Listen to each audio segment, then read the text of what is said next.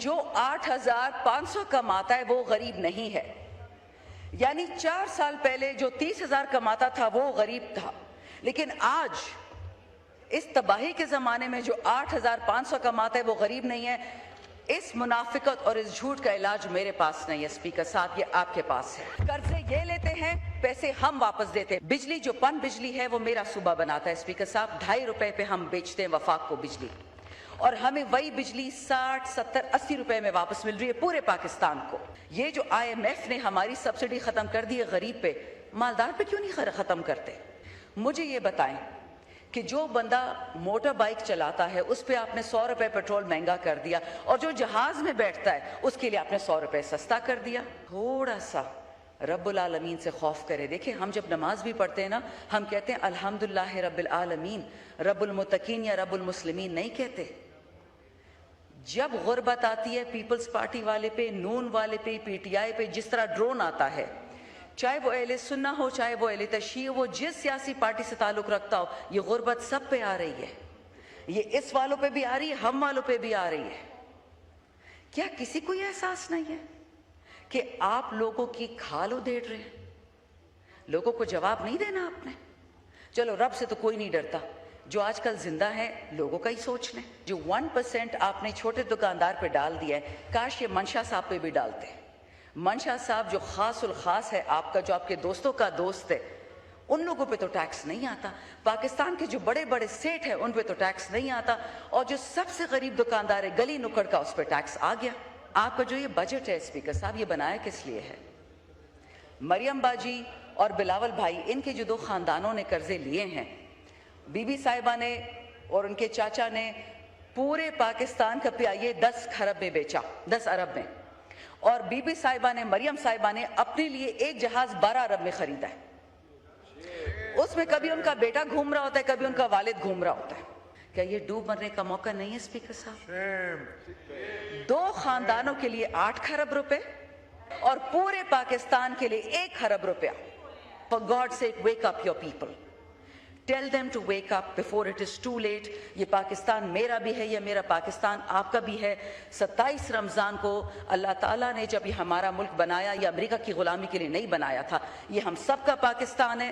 میں بار بار کہتی ہوں، یہ تمام سلوشنز سیاست سے نکلیں گے، مفاہمت سے نکلیں گے، سوچ سے نکلیں گے. اور جب تک وہ بے گناہ عمران خان جیل میں بیٹھا رہے گا، آپ اس کو 5 سال مزید قید رکھیں، پاکستان ٹھیک نہیں ہو سکتا. برنگ ہم out, help Pakistan, help your self. ہماری چمکتی اکانومی کو گرا دیا.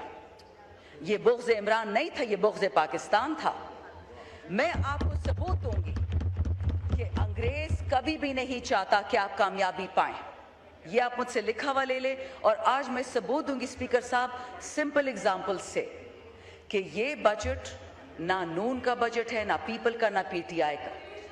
یہ 2 موروثی خاندانوں کا بجٹ ہے. اور آپ دیکھیں گے کہ اگر اس نے پاکستان میں تباہی نہیں پھیری، اگلے سال بھی بجٹ ہوگا، اگلے سال ہم بھی ہوں گے، آپ بھی ہوں گے. میں آپ کو مثال دیتی ہوں. جناب اسپیکر، شہباز شریف صاحب جو آج بھی وزیر اعظم اپنے آپ کو کہتے ہیں، انہوں نے آج سے 4 سال پہلے یہ کہا تھا کہ جو بندہ 30,000 روپے کماتا ہے وہ غریب ہے. عمران خان کی حکومت تھی اور پیٹرول 118 روپے پہ لیٹر تھا.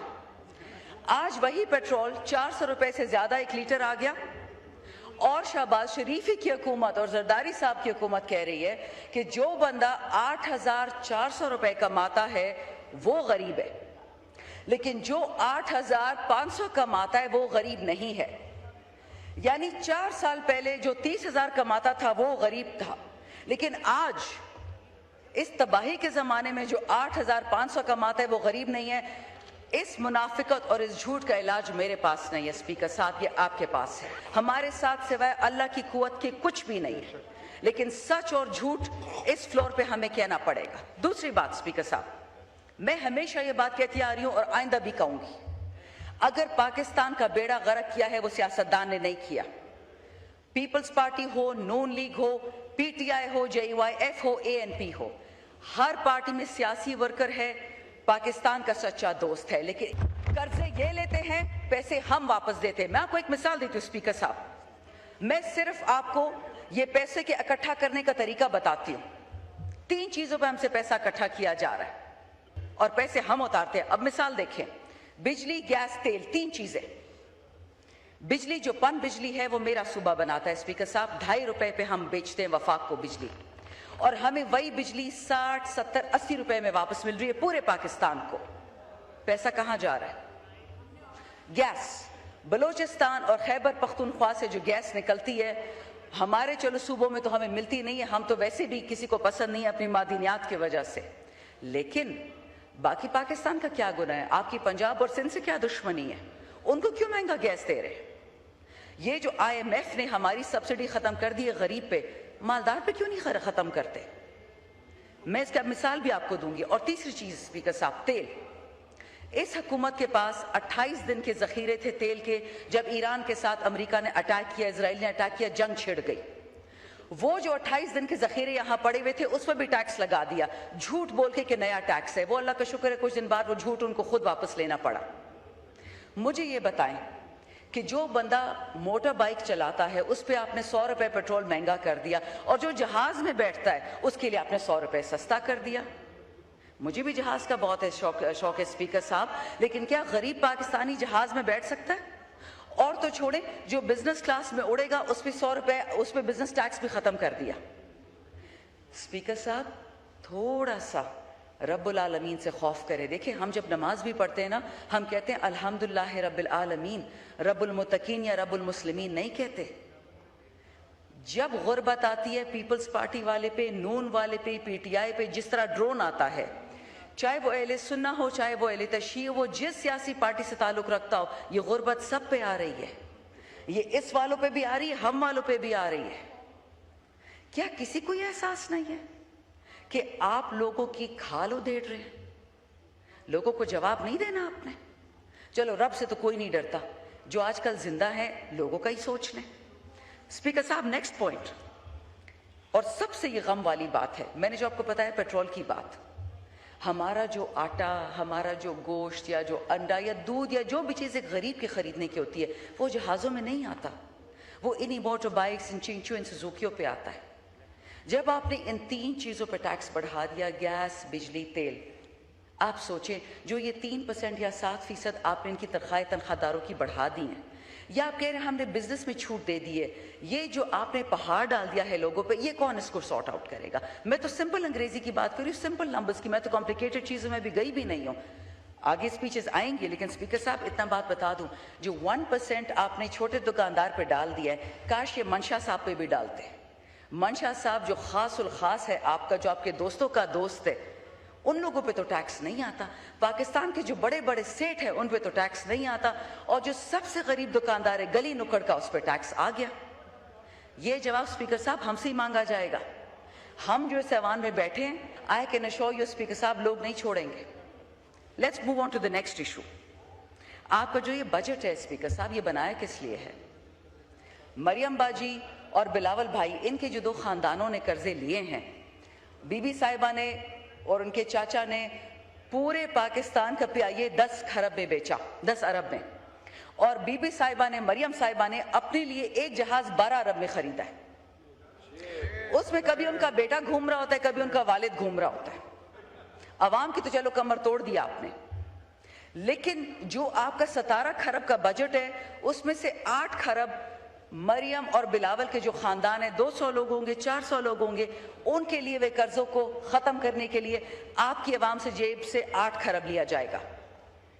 لیکن اب باقی پاکستانی کتنے رہ گئے ہیں؟ 25 کروڑ 14 لاکھ. ان کے لیے کتنا پیسہ مختص کیا؟